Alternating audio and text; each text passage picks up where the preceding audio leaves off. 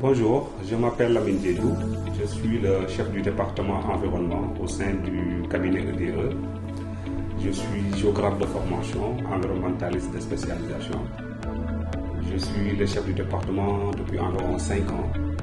Je suis en charge de la coordination des activités environnementales, à savoir l'élaboration des évaluations environnementales et sociales, le suivi des PGS de chantier, mais aussi l'accompagnement des partenaires dans la mise en œuvre de leurs activités qui prennent en compte les aspects environnementaux et sociaux.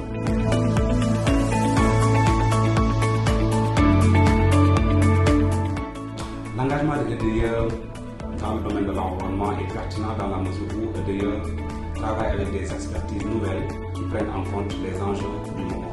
Quand je parle des enjeux du moment, c'est les enjeux de préservation des ressources naturelles, de promotion des ressources renouvelables, notamment en termes de solaire, en termes de biomasse, mais aussi essayer de voir l'adéquation des projets par rapport aux enjeux du point de vue gestion des ressources naturelles.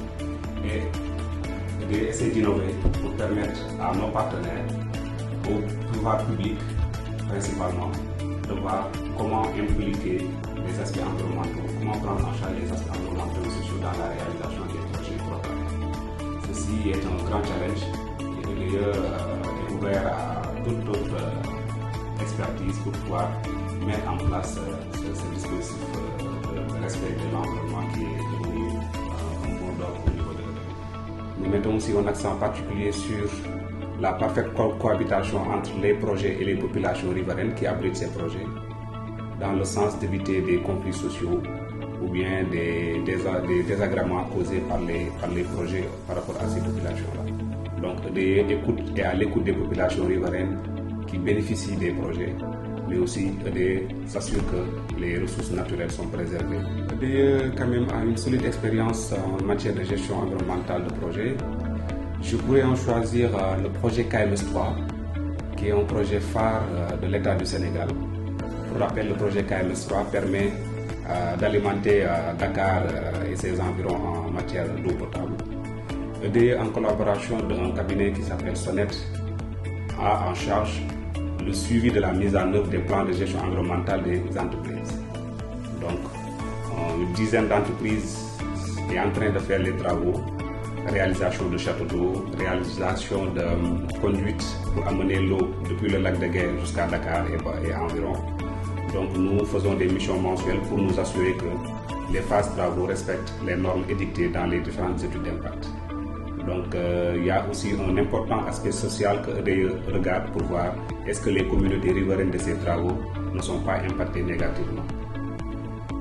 Dernièrement aussi, on a des activités RSE que la SONES a bien voulu mettre en place. EDE aussi suit ces activités de RSE pour s'assurer que les impacts négatifs de ces projets-là sont atténués avec des populations qui se retrouvent dans des activités génératrices de revenus. De plus en plus, EDE s'intéresse à tout ce qui est économie verte, utilisation rationnelle des ressources, mais surtout les ressources renouvelables.